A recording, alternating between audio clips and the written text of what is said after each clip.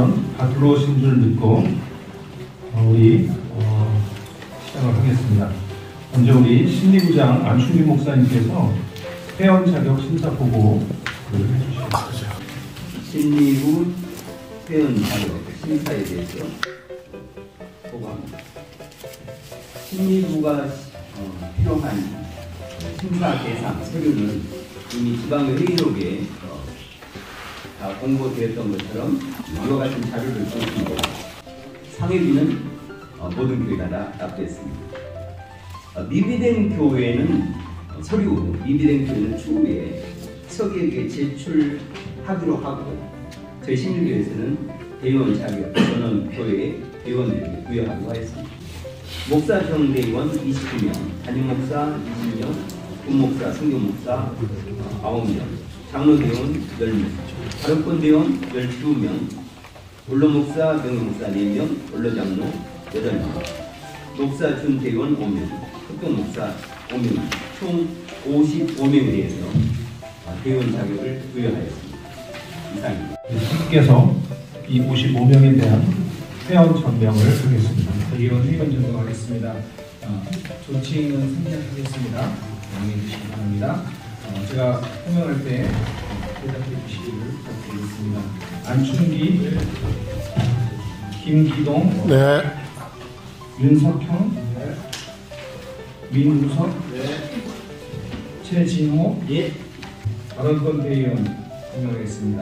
허경삼, 이정근, 김갑태, 조종건. 장로 대의원입니다. 김성훈, 박종수, 전경구, 한상훈, 이두희, 임도진,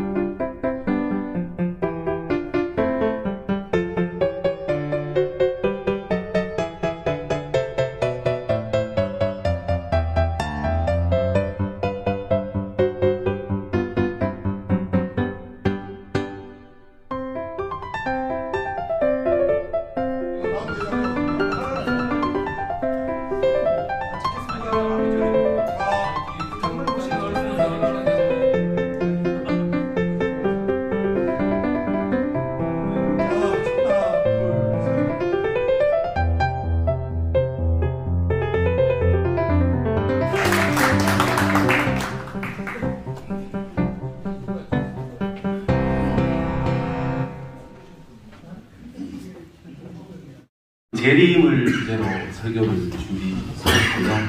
또 본문은 히브리서 10장 35절에서 39절 말씀을 중심으로 인내로서 경주하라는 주제를 가지고 말씀 나누도록 하겠습니다. 인류의 절반이 홍수, 또 가뭄, 산불, 폭풍과 같은 위험에 처해 있다. 함께 대응할지, 모두 자멸할지, 어떤 것을 선택할 것인가? 그것은 우리 모두의 손에 달려있다. 안토니우스 구테우스 유엔 사무총장의 호소입니다. 오늘 우리는 기후변화와 같은 자연 환경의 위기뿐 아니라 전염병과 전쟁과 같은 마지막 때에 일어날 여러 징조들을 직면한 그런 시대를 오늘 우리는 살아가고 있습니다. 비단 이런 문제뿐만이 아니죠.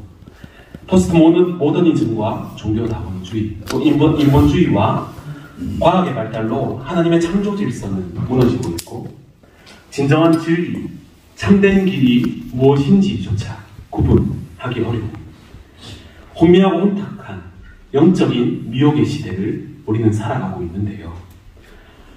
또 부당한 차별을 금지하고 소수의 인권을 보호해야 한다는 그러한 미명 아래 아닌 것을 아니라고조차 말하지 못하도록 하는 그런 하나님의 성경적 가치가 더욱 억압되고 무너져가고 있는 그러한 시대를 우리는 살아가고 있습니다.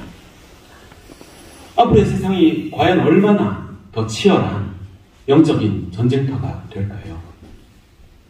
하나님의 자녀로서 우리는 우리의 믿음을 지키며 살아가는 것이 결코 더 쉽지만은 않을 것입니다. 또 예수님께서 다시 오실 그 마지막 때에 일어나게 될 많은 현상들은 더욱 증가될 것이고 가속화될 것입니다. 이를 기록한 성경 구절들을 보면 정말 우리가 마지막 때를 살아가고 있구나 라는 그러한 생각을 인정할 수밖에 없고 또 부인할 수가 없는데요. 누가복음 21장 8절의 말씀입니다. 미혹을 받지 않도록 주의하라. 많은 사람이 내 이름으로 와서 이르되 내가 그라 하며 때가 가까이 왔다 했으나 그들을 따르지 말라. 10절 민족이 민족을 나라가 나라를 대적하여 일어나겠고, 또 11절입니다. 곳곳에 큰 지진과 기근과 전염병이 있겠고 또 무서운 일과 하늘로부터 큰 징조들이 있을 것이다 말씀합니다. 또 디모데후서 3장 1절에서 4절은 이렇게 말씀합니다. 너는 이것을 알라. 말세에 고통하는 때가 이르러 사람들이 자기를 사랑하며 돈을 사랑하며 자랑하며 교만하며 비방하며 부모를 거역하며 감사하지 아니하며 거룩하지 아니하며 무정하며 원통함을 풀지 아니하며 모함하며 절제하지 못하며 사나우며 선한 것을 좋아하지 아니하며 배신하며 조급하며 자만하며 쾌락을 사랑하기를 하나님 사랑하는 것보다 더합니다. 네, 정말 그렇습니다. 소름 돋을 만큼 말씀과 흡사한 그런 마지막 때 영적인 핍박과 박해의 위기에 직면한 그러한 시대를 오늘 우리는 살아가고 있는데요.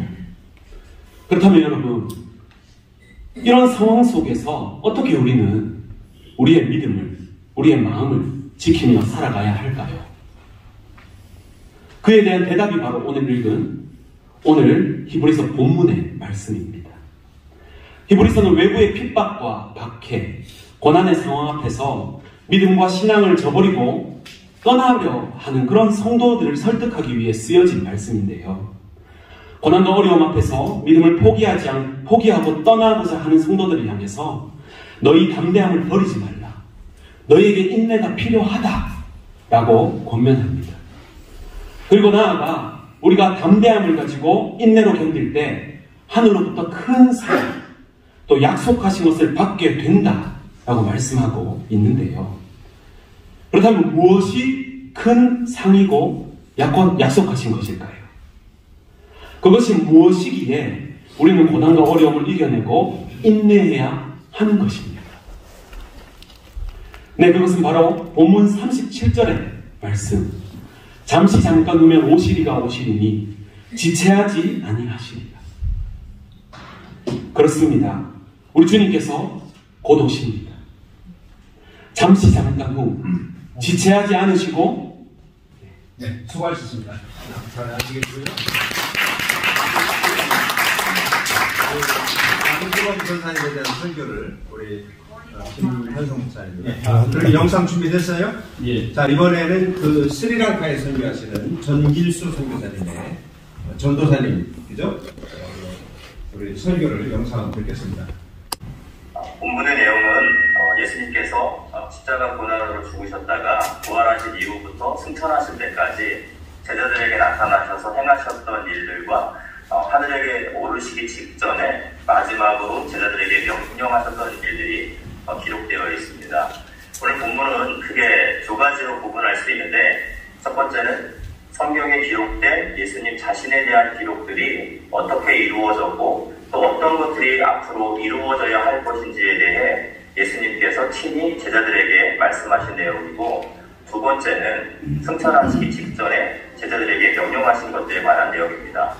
첫 번째 내용을 먼저 요약해보면 그것은 성경에 기록된 예수님 자신에 관한 이야기입니다. 예수님은 이 땅에 오셔서 제자들과 함께 하시던 동안에 성경에 기록된 예수님 자신에 대한 이야기들을 제자들에게 말씀하시며 또 설명하시며 깨우쳐 주시기 위해 노력했던 것을 볼 수 있습니다. 그러나 제자들은 아직 예수님에 대한 성경의 기록들에 대해 충분히 이해하지 못하고 있었습니다. 그렇기 때문에 예수님은 오늘 본문의 기록처럼 승천이 곧 임박한 그 순간까지도 그것들에 대해 제자들의 설명해 주시며 깨우쳐 주시기로 했습니다. 이제 두 번째 내용은 예수님께서 하늘로 오르시기 직전에 제자들에게 하신 명령의 말씀입니다.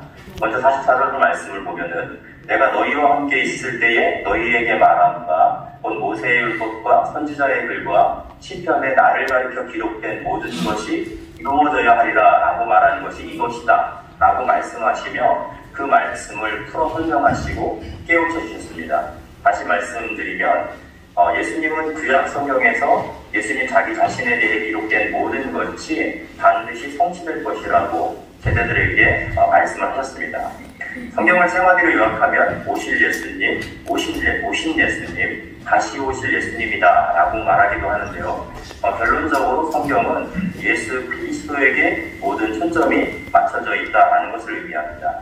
44절 말씀 중에 내가 너희와 함께 있을 때에 너희에게 말한다 라는 이 말씀을 근거하면 예수님은 제자들과 함께 하시는 동안에도 수시로 성경 말씀에 대해 설명해 주시고 또 깨우쳐 주시기를 원하셨던 것을 알 수 있습니다. 그러나 제자들은 예수님의 공생의 기간을 함께 했고 또 예수님께서 십자가의 고난으로 죽으셨다가 부활하신 것을 바로 곁에서 모두 겪었음에도 불구하고 아직도 성경을 정확히 깨달아 알고 있지 못했습니다. 그렇기 때문에 이제 예수님은 공생의 기간 동안 제자들에게 계속해서 말씀해 오셨던 그것들을 깨우쳐 주시고자 하셨던 것을 이제 오늘 본문을 통해 알 수 있습니다.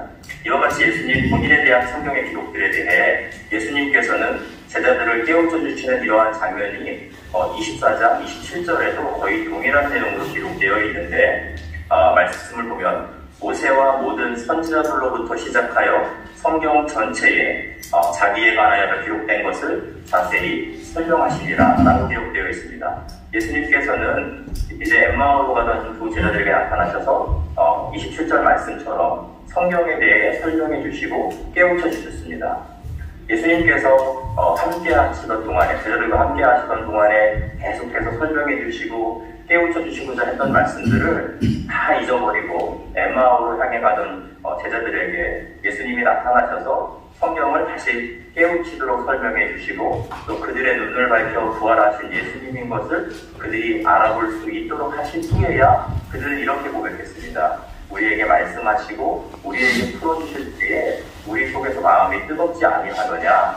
그러나 그들이 이렇게 고백하기 전에 예수님께서는 그들에게 미련하고 선지자들이 말한 모든 것을 마음에 더디 믿는 자들이요 그리스도가 이런 고난을 받고 자기의 영광에 들어가야 할 것이 아니냐라고 책망하셨던 것을 볼 수 있습니다.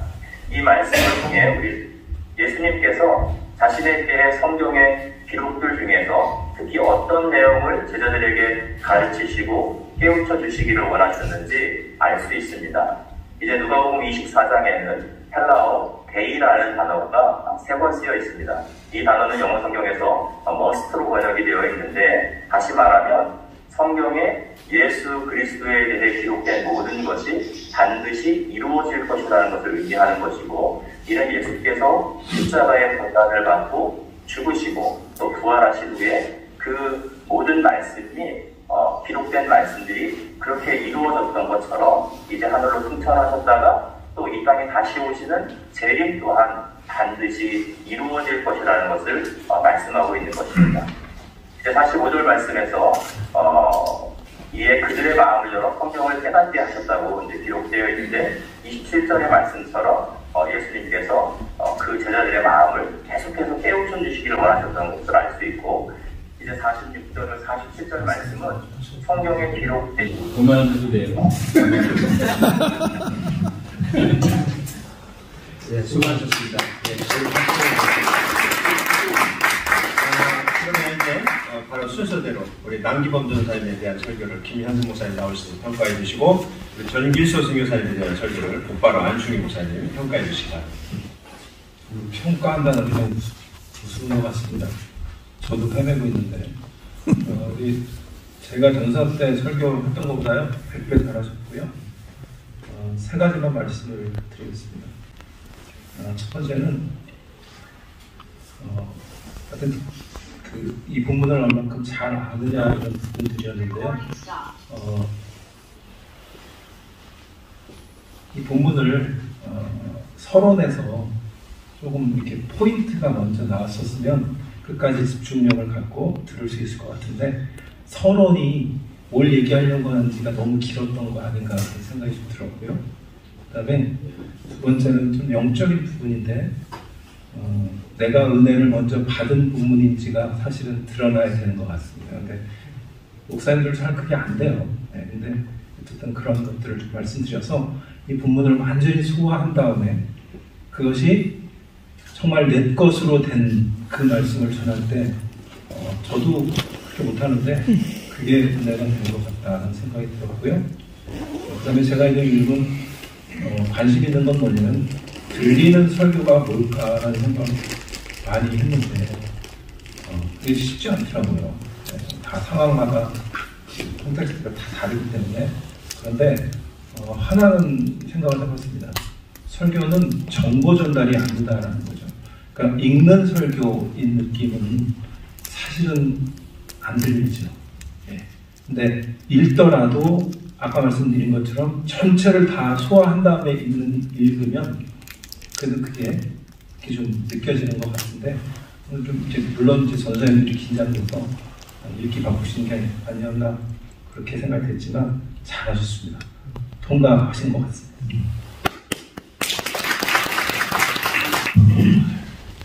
너무 어려운 자리가 또 돼가지고 저도 도대체 목회가 뭔지 설교가 뭔지 요즘에 너무 헤매고 있습니다. 그래서 제가 사실 이렇게 전사님 설교를 평가한다는 게 제가 앉아서 들으면서도 자격이 있나 그런 생각을 계속 하면서 들었습니다. 목사님, 전도사님 설교 들으면서 꼭 전하고 싶었던 내용이 뭘까라는 것을 제가 계속 스스로 질문하면서 전도사님이 우리한테 뭘 전해주고 싶어 하시나 라는 것에 대한 좀 그거 듣고 싶었어요. 근데 포인트가 조금 약하지 않았나 하는 그런 생각이 좀 들고요.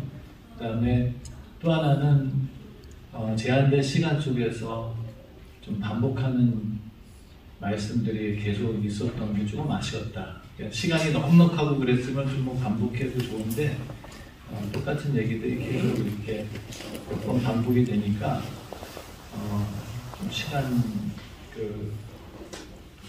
설교에 대한 시간 관리가 조금 더 준비되면 좋겠다. 그런 아쉬운 마음을 조금 가졌습니다. 그렇지만 오늘 아마 전도사님께서 재림에 대한 예수님께서 오시겠다는 그 약속에 대한 말씀이 꼭 이루어질 테니까 아무리 힘들고 어려워도 잘 참고 견디고 끝까지 인내하자. 아마 그 말씀을 전해주고 싶었던 게 아닐까 생각을 하고 끝까지 다 못 들었지만 은혜 많이 받았습니다. 전사님 수고 많으셨습니다. 네. 네, 두 분의 평가에 의해서 우리 그 남기범 전사님 그리고 전길수 선교사님의 설교 시험은 합격입니다.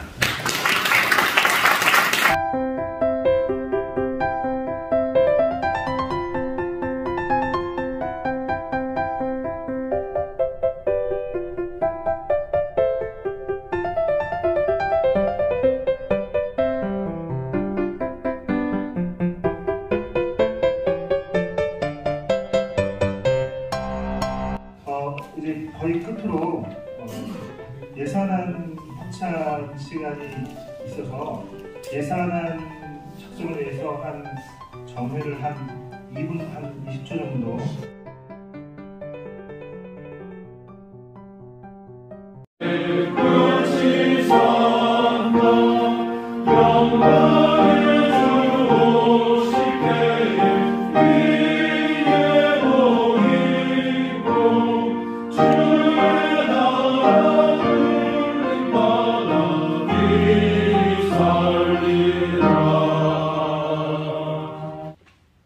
중생, 성결, 신유, 재림, 사중복음의 믿음의 기치를 들고 저희들 귀한 성결교회 남서부 지방회를 축복하셔서 오늘 44회 남서부 지방회가 은혜 가운데 끝마칠 수 있도록 은혜 주시니 감사합니다. 그동안 수고하셨던 우리 제43회 김현성 목사님 또 모든 임원들 그동안 수고하셨던 것 주님 위로하여 주시고 그의 사역들에게 더 큰 축복을 주시며 이제 44회 새로운 회기를 이끌어 가실 아버지 하나님 우리 신영숙 목사님 모든 임원들에게 지혜와 성령 충만과 또한 믿음을 주셔서 우리 남서부 지방에 있는 각 교회들이 주의 은혜 가운데 올해는 더 큰 부흥의 역사, 하나님께 영광 돌리는 역사가 있게 하여 주옵소서. 어렵고 힘들 때일수록 두려워하지 않게 하시고 성령 충만하게 하시고 믿음 갖게 하시고 서로 위하며 서로 사랑하며 미주 성결교회 안에 우리 남서부 지방회가 하나님 앞에 영광 돌리고 아름다운 지방회 부흥하는 지방회 또한 빛과 소금의 역할을 감당하는 지방회가 될 수 있도록 큰 은혜 허락하여 주옵소서. 돌아가는 길에 함께하여 주시고 우리 소속된 모든 교회 목사님 또 가정 성도님들의 가정에 하나님 큰 은혜로 2023년도 축복하여 주옵소서. 감사하며 예수님의 이름으로 간절히 기도하옵나이다. 네, 이것으로 제44회 이성결교회 남서부 지방에서 새해 복을 축원합니다.